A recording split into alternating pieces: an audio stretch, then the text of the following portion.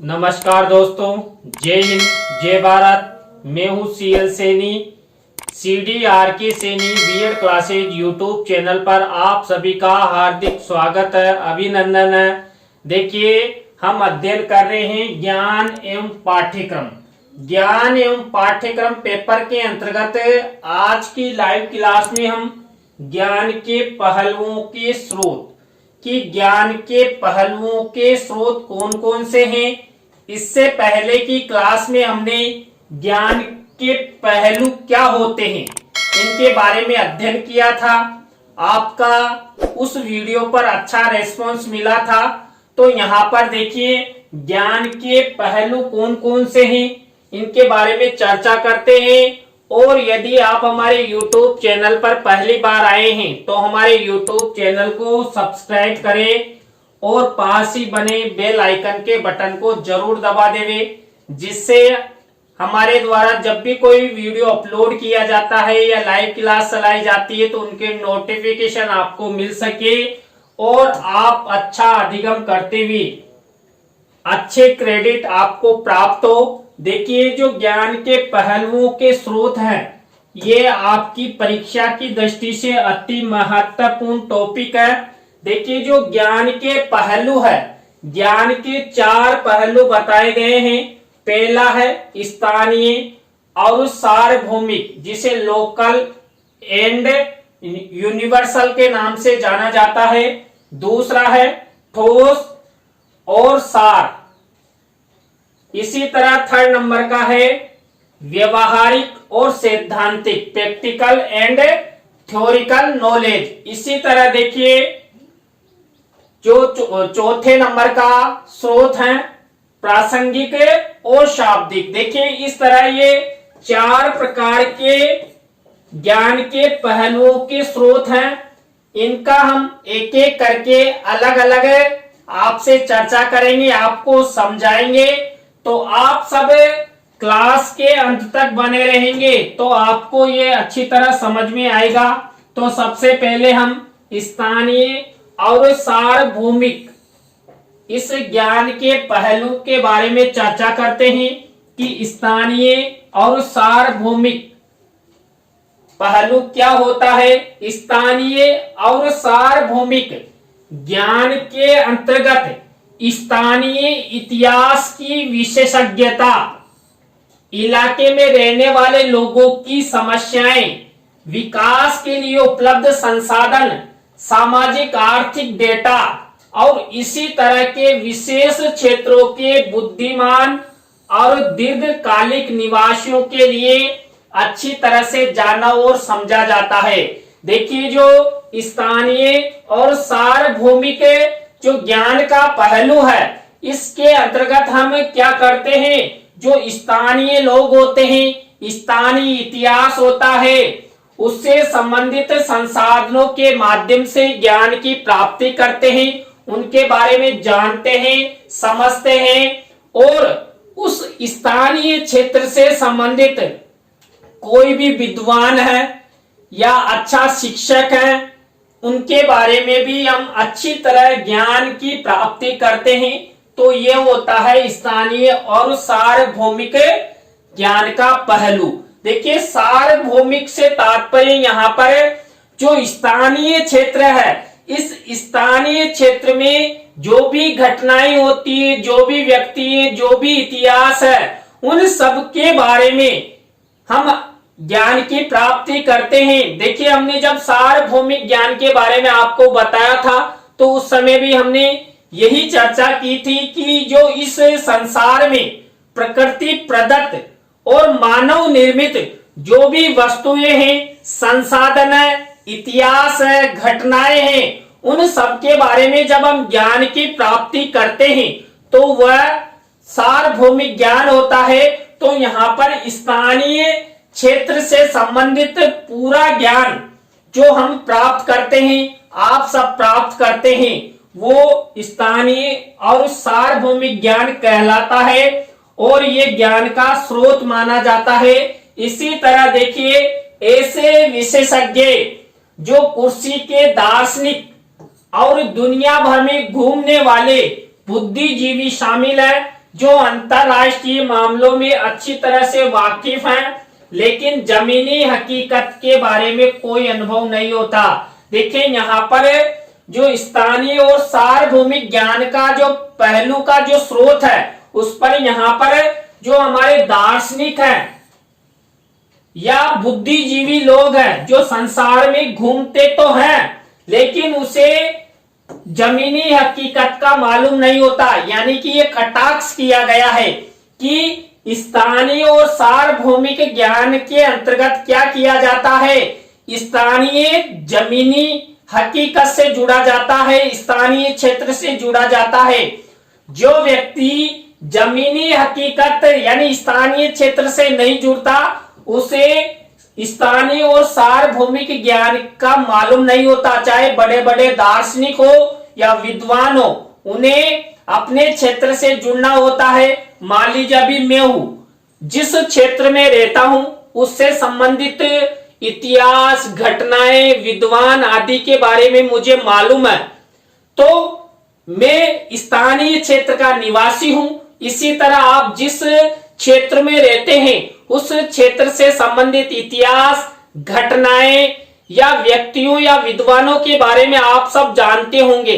तो यहाँ पर जो स्थानीय और सार्वभौमिक ज्ञान होता है, उसके अंतर्गत स्थानीय क्षेत्र के ज्ञान की बात अधिक की जाती है।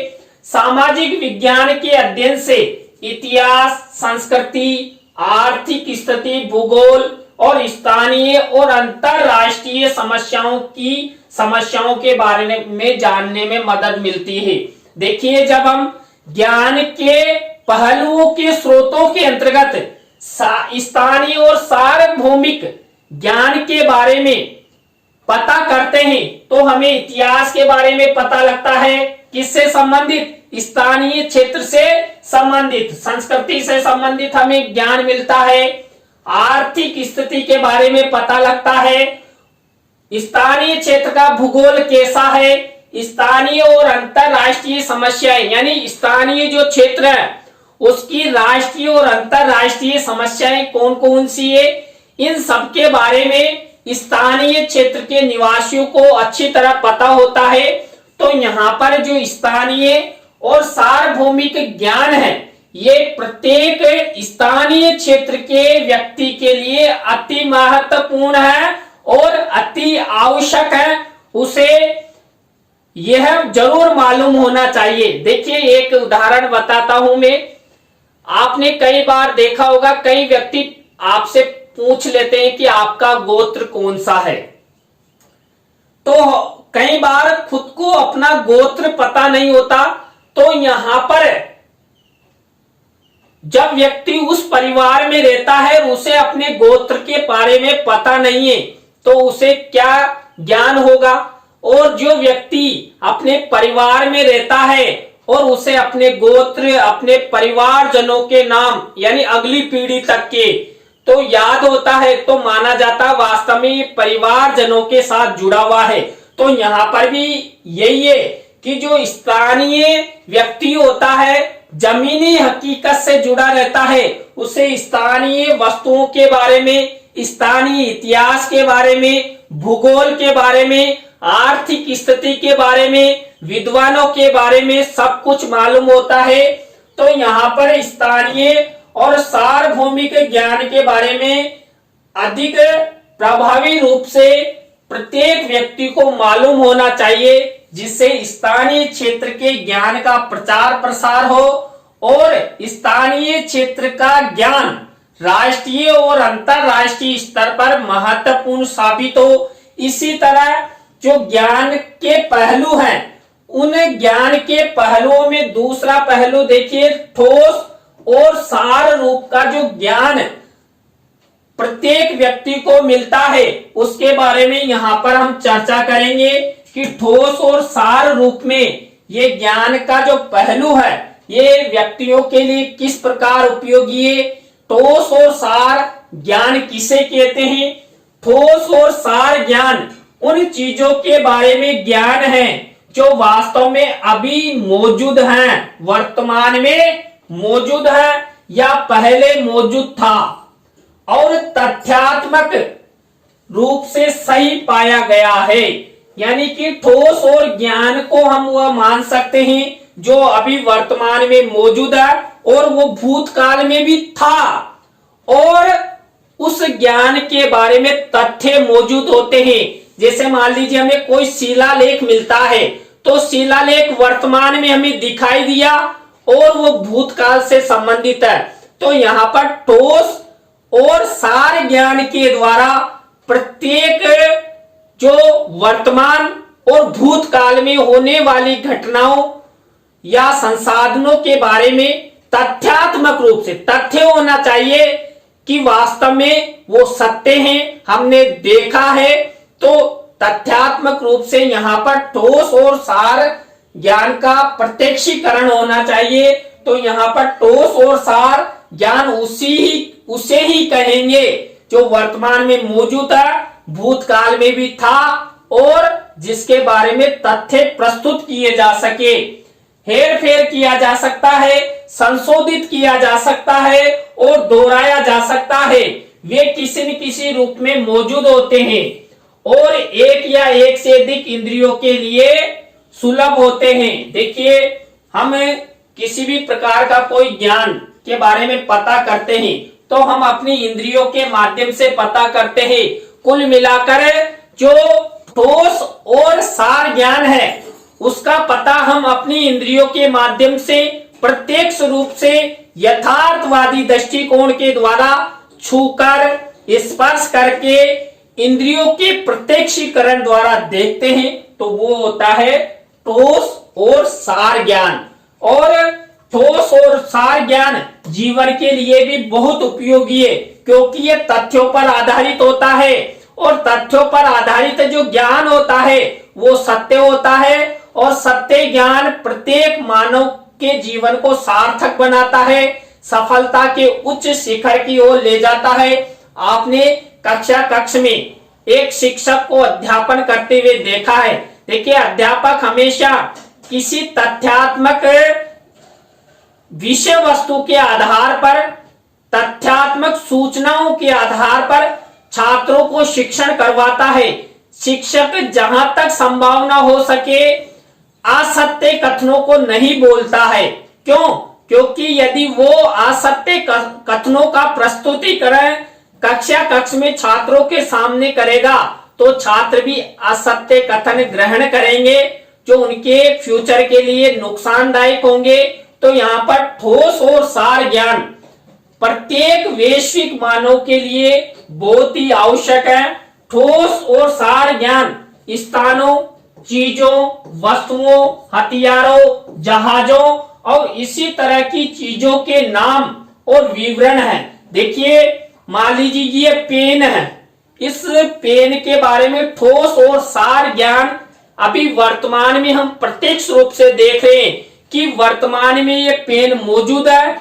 इसे हम अपनी इंद्रियों के द्वारा देख रहे हैं और प्रत्यक्षीकरण कर रहे हैं और ज्ञान प्राप्त कर रहे हैं कि यह पेन इस पैनल पर चलता है।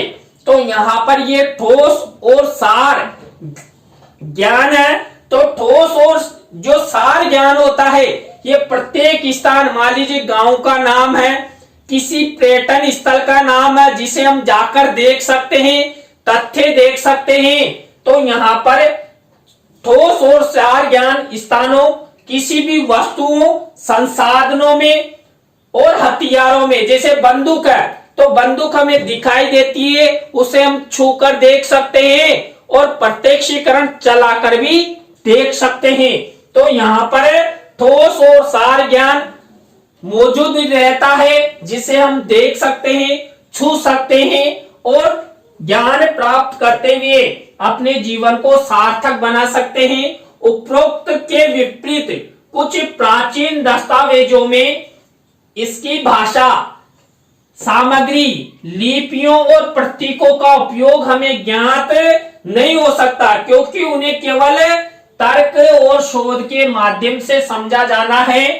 कहने का तात्पर्य यह है कि जो हम सोच और तर्क के अनुप्रयोग द्वारा जो प्राप्त वस्तुओं से समझ प्राप्त करते हैं, समझ से मतलब ज्ञान प्राप्त करते हैं, ऐसी चीजों को अमूर्त चीजों के रूप में जाना जाता है। देखिए, अमूर्त ज्ञान के बारे में हमने पहले एक क्लास में आपको बताया था, जिसका कोई मूर्त रूप नहीं हो। मूर्त रूप से तात्पर्य जो हमें प्रत्यक्ष रूप से दिखाई दे, जैसे मैं आपको दिखाई दे रहा हूं, मेरी चश्मा दिखाई दे रही है, तो ये प्रत्यक्ष मूर्त है जिसे आप देख सकते हैं, छू सकते हैं। और अमूर्त वस्तुओं को हम देख नहीं सकते, तो यहाँ ठोस और सार के अंतर्गत जिन वस्तुओं, चीजों, हथियारों के बारे में हमने केवल सुना है, देखा नहीं, उन्हें हम अमूर्त की श्रेणी में मानते हैं। तो यहाँ पर ठोस और सार ये ज्ञान प्रत्येक मानव के लिए उपयोगी है। कभी कभी अवशेष जैसे उपकरण, हथियार, घरेलू सामान, सिक्के, खोपड़ी, खुदाई से प्राप्त हड्डियां, पुरातत्वविदों के हाथ में तर्क के माध्यम से अर्थ प्राप्त करते हैं।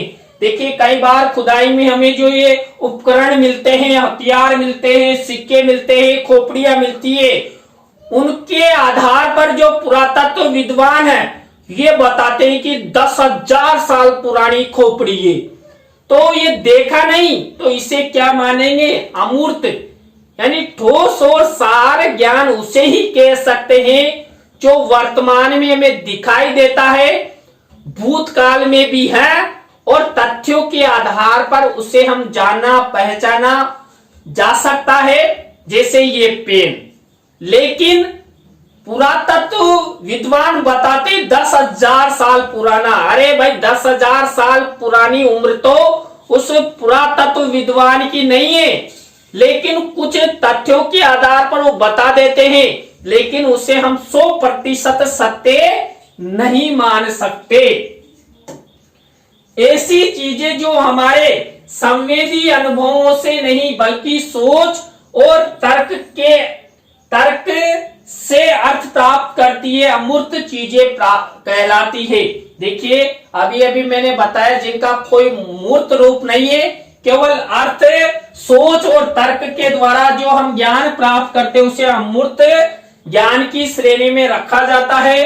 ठोस और अमूर्त दोनों चीजें हालांकि ज्ञान के स्रोत के रूप में काम करती है, ज्ञान के पहलुओं के रूप में काम करती है, और प्रत्येक व्यक्ति को ज्ञान प्रदान करते हुए उनका जीवन सार्थक बनाती है।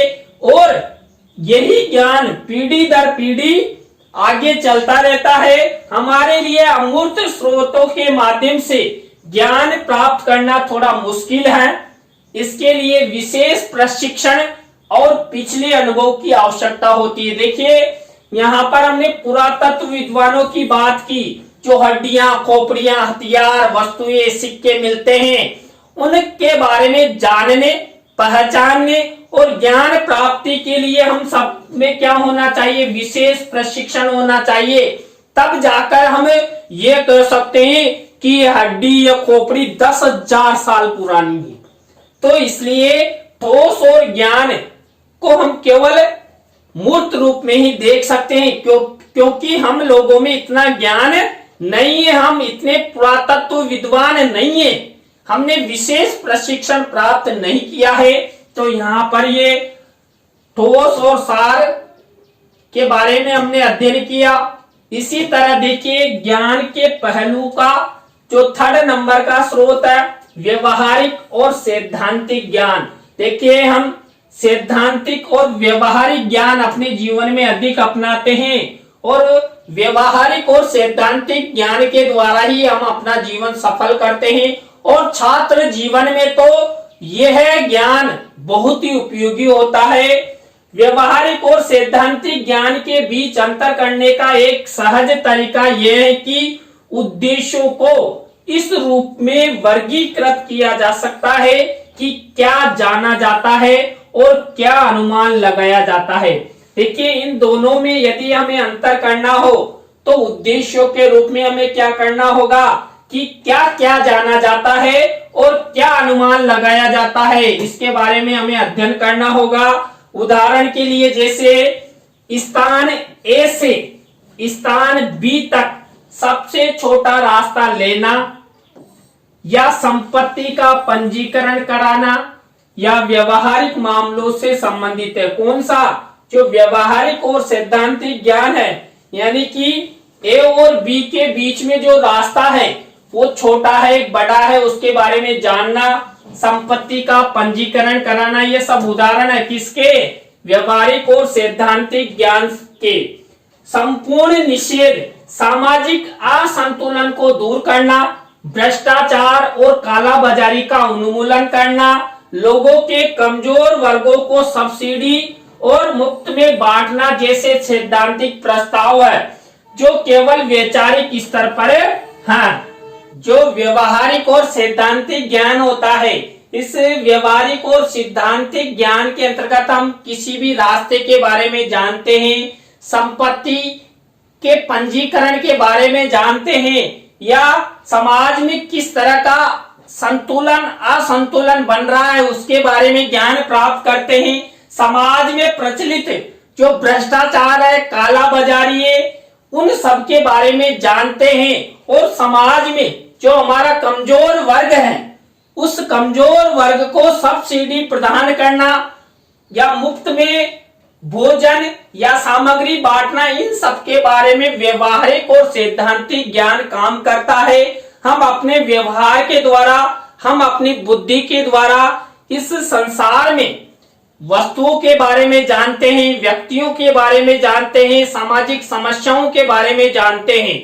उन सब समस्याओं के बारे में ज्ञान प्राप्त कर उन समस्याओं के निदान हेतु भी हम सैद्धांतिक और व्यवहारिक ज्ञान के द्वारा ही ज्ञान प्राप्त करते हैं, इन पर चर्चा करते हैं और क्या करते हैं, दर्शकों के सामने प्रदर्शित नहीं किया जा सकता। देखिए कई बार ऐसी कई चीजें होती है जो हमें दर्शकों के सामने इसको प्रदर्शित नहीं कर सकते। इसके बाद हमारे चौथे नंबर का ज्ञान का पहलू है प्रासंगिक और शाब्दिक। देखिए हम जो प्रासंगिक और शाब्दिक ज्ञान प्राप्त करते हैं, ये प्रासंगिक किसी प्रसंग के अनुसार या भाषा के द्वारा इसकी ज्ञान की प्राप्ति होती है। उन विशिष्ट संदर्भ या स्थिति में जानकारी की व्याख्या करना है जिसमें कोई विशेष बात हुई हो। देखिए हम किसी भी प्रसंग के अनुसार किसी भी विषय पर विशेष प्रकार की बात करते हैं और उसकी व्याख्या करते हैं, वो हम करते हैं भाषा के आधार पर, भाषा के शब्दों के आधार पर। देखिए जो हमारे ग्रंथ होते हैं, ये ग्रंथ हमें प्रासंगिक और शाब्दिक जानकारी अर्थात ज्ञान प्रदान करते हैं। ग्रंथों में अथाह प्रसंग होते हैं, अथाह शब्द होते हैं। देखिए हमारे जो ग्रंथ हैं जैसे रामायण है, कुरान है, बाइबिल है, इन सब में अनेक प्रसंग है और उन प्रसंगों के आधार पर वैश्विक मानव ज्ञान की प्राप्ति करता है और उन प्रसंगों को अपने जीवन में ग्रहण करता हुआ आने वाली पीढ़ी को बताता है। तो जो प्रासंगिक और शाब्दिक ज्ञान है ये पीढ़ी दर पीढ़ी चलता रहता है। इसी तरह जो पाठ्य पुस्तकें हैं ये एक विशेष समूह के लिए शारीरिक और मानसिक क्षमताओं, मनोवैज्ञानिक आवश्यकताओं को ध्यान में रखते हुए भाषा शैली में श्रेणीबद्ध जानकारी प्रदान करती है। देखिए हम जब छात्र जीवन में पाठ्य पुस्तकों का अध्ययन करते हैं, इन पाठ्य पुस्तकों में एक योजनाबद्ध, एक सारणीबद्ध जो शब्द है, जो प्रसंग है, ये समायोजित किए जाते हैं और छात्र छात्रा शिक्षक के सानिध्य में या स्वयं द्वारा उनका अध्ययन करते हैं और ज्ञान की प्राप्ति करते हैं। तो यहाँ पर प्रासंगिक और शाब्दिक ज्ञान प्रत्येक छात्र छात्रा द्वारा किसी भी ग्रंथ, किसी भी पुस्तक द्वारा ग्रहण किया जाता है। हो सकता है कि पाठ्य पुस्तकें हमेशा नया, रोचक और उपयोगी ज्ञान प्रदान न करें। देखिए कई बार ऐसी पुस्तकें भी मिल जाती है जो छात्रों को रोचक या उपयोगी ज्ञान प्रदान नहीं करती है, लेकिन अधिकांश वस्तुएं, अधिकांश पुस्तकें, अधिकांश ग्रंथ छात्र छात्राओं को अच्छा प्रासंगिक और शाब्दिक ज्ञान प्रदान करते हैं और अपने जीवन को सफल बनाते हैं। तो देखिए आज की क्लास में हमने जो ज्ञान के पहलुओं के स्रोत हैं, ज्ञान के पहलुओं के 4 स्रोतों के बारे में अध्ययन किया। आज की क्लास आपको कैसी लगी कमेंट्स में हमें जरूर बताएं। अच्छी लगी हो तो लाइक करें, कमेंट्स करें और शेयर जरूर करें दोस्तों। इसी तरह नए टॉपिक के साथ हम आपसे फिर मिलेंगे CDRK Saini BEd classes YouTube channel पर। और आप सब हमारी लाइव क्लास के अंत तक जुड़े रहे तो आप सबको बहुत बहुत धन्यवाद। और आपने जो भी ये कमेंट्स किए हैं इन सब के बारे में संडे स्पेशल क्लास में हम आप सभी के कमेंट्सों का उत्तर देंगे। जय हिंद, जय भारत, राम राम साहब।